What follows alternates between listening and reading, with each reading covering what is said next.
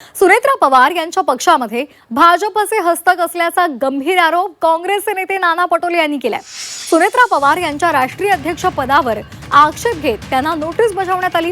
आधी नोटीस आणि 17 ऑगस्टला रिमाइंडर नोटीस दिली गेली। या संदर्भात विचारलं असता राष्ट्रवादीमध्ये भाजपचे हस्तक आहेत, त्याचबरोबर स्लीपर सेल सुद्धा आहे असं म्हणत नाना पटोले यांनी आरोप केलाय। त्यामुळे नाना पटोले यांचा रोख नेमका कुणाकडे आहे अशी चर्चा आता सुरू झालेली आहे।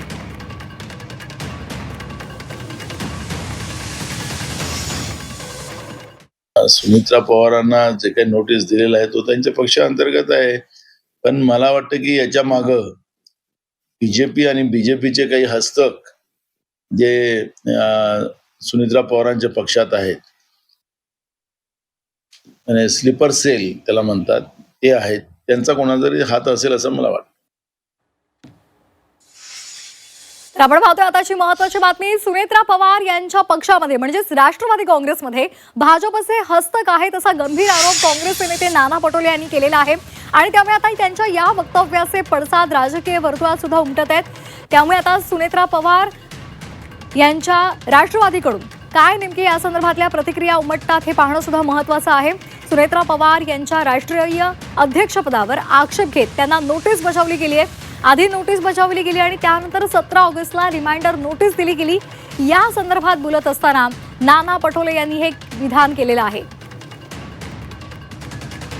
पटोले काय म्हणाले होते आपण पुन्हा एकदा पाहूयात।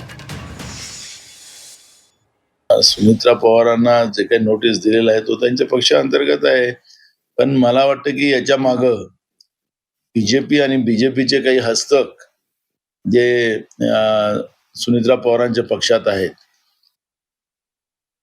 आणि स्लीपर सेल त्याला म्हणतात ते आहेत, त्यांचा कोणाचा तरी हात असेल असं मला वाटतं। आणि या संदर्भात आपल्याशी बोलण्यासाठी आपल्यासोबत जोडले गेलेले आहेत फोनच्या माध्यमातून राष्ट्रवादीचे नेते सूरज चव्हाण। सूरजजी, आपण नाना पटोले यांची प्रतिक्रिया आता पाहिली असेल, त्यांनी थेटपणे म्हटलेलं आहे की राष्ट्रवादीमध्ये भाजपचे हस्तक आहेत। नेमका नाना पटोले यांचा रोख कुणाकडे आहे, काय तुमची या प्रतिक्रियेसंदर्भात त्या संदर्भात उत्तर आहे?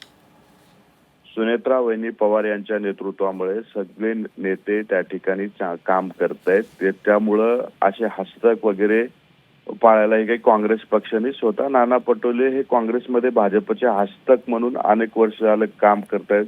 हे आपण वारंवार त्यांनी घेतलेल्या निर्णयामुळं किंवा त्यांनी त्यांच्या पक्षात करत असलेल्या कामामुळे दिसून आलेले, जे स्वतः ज्या पक्षाचा हस्तक म्हणून काम करतायत ते असं दुसऱ्यावर बोलून हसं करून घेत आहेत। मला वाटतंय हे हास्यास्पद वक्तव्य आणि विधान त्यांचं आहे, याच्यामध्ये कुठेही काही तथ्य नाही। सुनेत्रा वहिनी पवार यांच्या नेतृत्वात राष्ट्रवादी काँग्रेस पक्ष त्या ठिकाणी काम करते।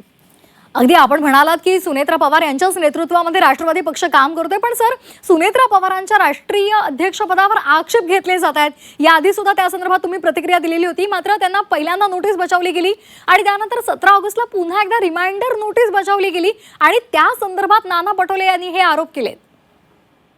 एकतरी सुनेत्रा वहिनी पवार यांची निवड प्रक्रिया पूर्णपणे पक्षाच्या संविधानानुसार झालेली आहे, त्यामुळं कोण ऑब्जेक्शन्स घेतलं, कोणाचं काय ते त्याला कायदेशीर उत्तर आमची कायदेशीर टीम त्या ठिकाणी देईल।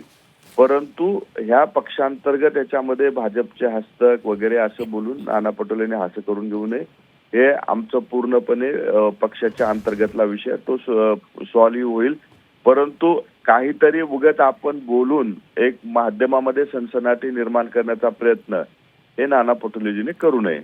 सूरजजी, पण पक्षांतर्गतच आक्षेप घेतला गेला आहे आणि त्यामुळेच या संदर्भात सध्या चर्चा सुरू झाली आहे। पक्षांतर जरी घेतला असला तर त्याला कायदेशीर उत्तर दिलं जाईल। हे आता तो पक्षांतर्गत कुणी त्याला बळ देतंय की पक्षाच्या बाहेरचं कुणी बळ देतंय हे नेते पाहतील त्याच्यामध्ये, परंतु बाहेरच्यानी लुडबुड करण्याचा काही गरज नाही। आमचे नेते सक्षम आहेत, सुनेत्रा वहिनी पवार या गोष्टीचा शोध घेऊन, आणि आमची निवड कायदेशीर पूर्णपणे पक्षाच्या संविधानानुसार झालेली आहे, त्याच्यामुळं आम्हाला कुठली भीती किंवा कुठलं काही असण्याचं कारणच नाही। परंतु बाहेरच्या लोकांनी उगाच लुडबुड करून आपलं महत्व वाढवून घेऊ नये। अगदी धन्यवाद आपण दिलेल्या प्रतिक्रियेसाठी। तर हे होते राष्ट्रवादीचे प्रवक्ते सूरज चव्हाण यांनी त्यांनी म्हटलं होतं की हा आमचा पक्षांतर्गतला खरं तर प्रश्न आहे आणि त्या संदर्भात आम्ही पावलं उचललेली आहे, त्यामुळे बाहेरच्यांनी यामध्ये लुडबुड करू नये असं त्यांनी म्हटलेलं आहे।